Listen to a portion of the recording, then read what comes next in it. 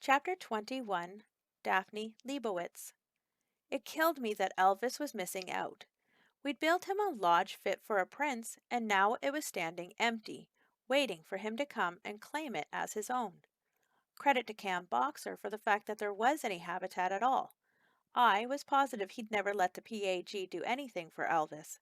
But I was wrong. He didn't stand in my way at all. His leadership style had a really light touch.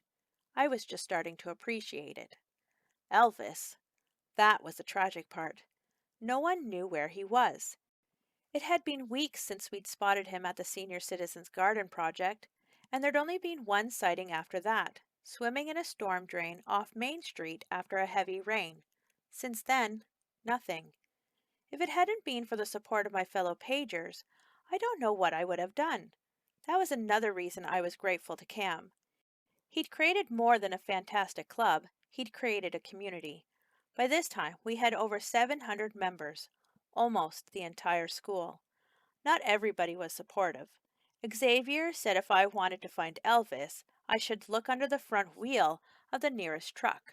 I swatted him with my book bag, which freaked people out because Xavier had a bad reputation, but he just laughed and told me he was messing with my head.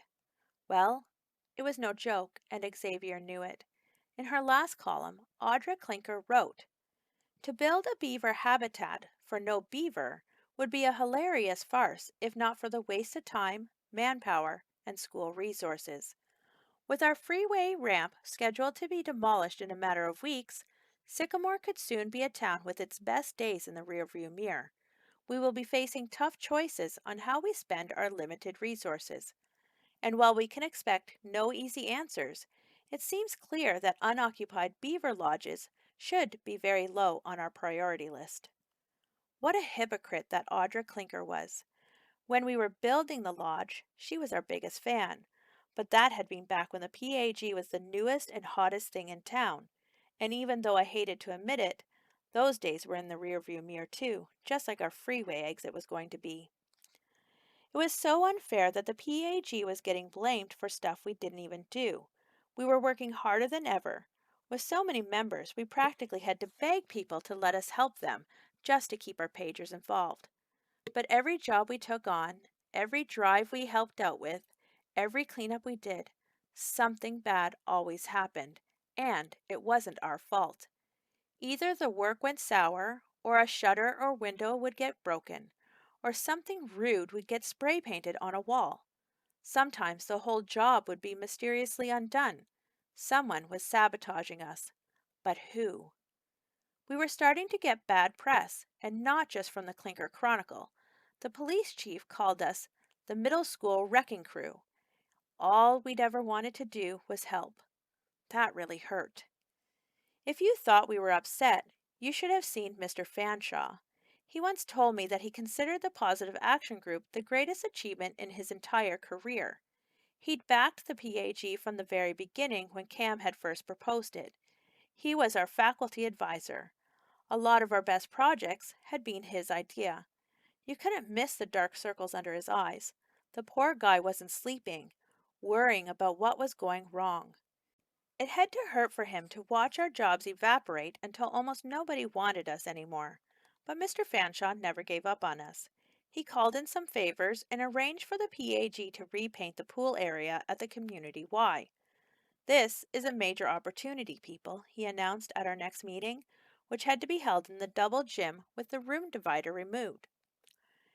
It's a big undertaking and a tough one, but it's also in a high-profile location that half the town goes to. If we can ace it, I know we can turn everything around. The roar shook the rafters. PAG meetings had become a lot like pep rallies at our school, bigger even now that String was off the Seahawks.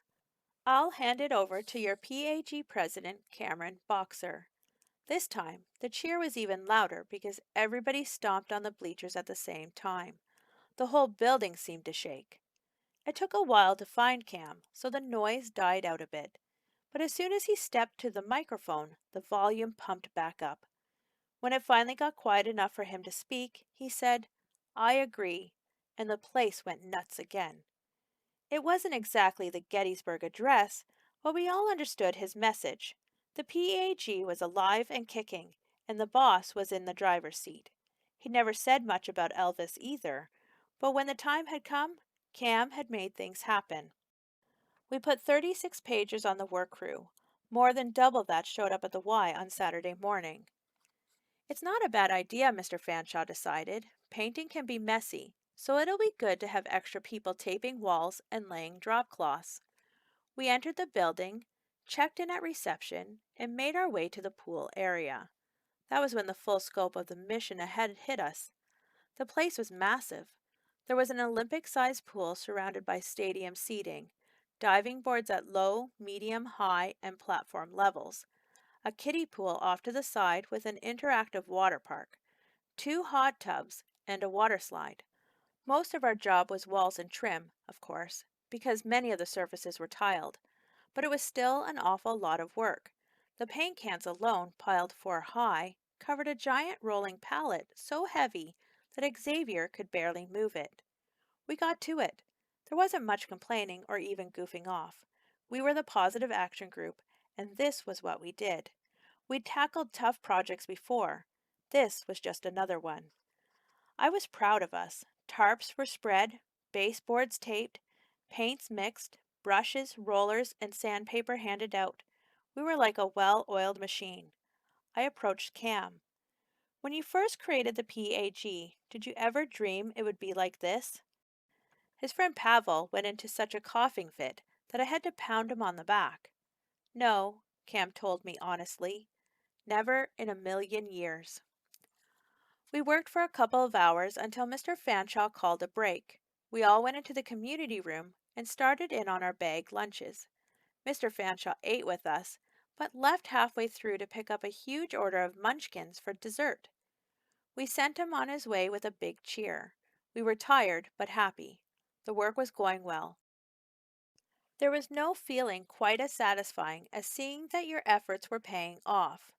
As usual, String was bragging that he'd painted faster, better, and more than anybody else.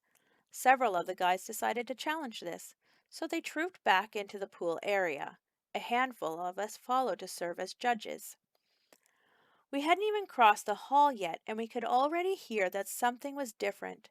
There was a churning water sound, a kind of bubbling roar. Xavier threw open the double doors. We saw the hot tubs first. The whirlpools were on full tilt, and out of the baths rose 2 pillars of soap suds, 10 feet high and growing. Beyond that, in the interactive water park, a broad-shouldered high school boy in a black leather jacket was emptying a bottle of dishwashing liquid into the kiddie pool. "Tony?" Cam blurted. Startled, Tony dropped the bottle, turned tail, and ran. "Stop him!" shouted half a dozen voices. String ran him down from behind and tackled him. The two hit the tile floor and slid in a shower of yellow, pale blue, and purple. I blinked. Just the same colors as. That was when I pushed my way forward through the crowd and saw them. There were at least 20 high school kids, and they were wrecking our work, spilling our paint cans, dumping detergent into all the pools, and writing on the freshly painted walls. "Stop it!" shouted Chuck. "Who's going to make us?" jeered an older girl. I didn't know a lot of high schoolers, but I recognized her immediately. It was Jennifer Del Rio, and as soon as I saw her there, it all came together for me like puzzle pieces locking into place. The friends of Fuzzy. They'd been the ones dogging us all along, because they couldn't stand to share the spotlight, and now they were here to ruin our biggest project of all. The other teenagers joined Jennifer, advancing on us menacingly. "Where's Boxer?" Jennifer's laser-guided eyes locked on Cam in the middle of our group. Tony and 2 other big guys started toward the PAG president. "Somebody do something," pleaded Katrina. There was a loud crunching sound as Xavier pulled the long slide free of its frame and swung it around, sweeping the high schoolers into the big pool. There they flailed in the sudsy, paint-stained water, howling in outrage, windmilling their arms and kicking up even more foam. It was so chaotic, so crazy, that I almost missed it. Right in the middle of the struggling teenagers, another head broke the surface of the water. a smaller one, brown and furry, with two large buck teeth. I heard my own scream as if it were coming from someone else. No wonder nobody had seen Elvis for all those weeks. Somehow the poor little guy had broken into the Y and was holed up here, living in and out of the pools and hot tubs. As I watched, one of the boys grabbed Elvis around the midsection, holding him up in triumph. Hey, it's the missing rat! Elvis struggled, his broad flat tail beating at the surface of the water, a beaver's distress signal. At the sight of him looking so frightened, the Y winked out for an instant to be replaced by furious red haze. The next thing I knew, I was flying through the air. I hit the pool with a mighty splash and began freestyling to the rescue. I heard more splashes all around me, and suddenly there were pagers in the water swimming into battle. Xavier, String, Chuck, Jordan, Donuts.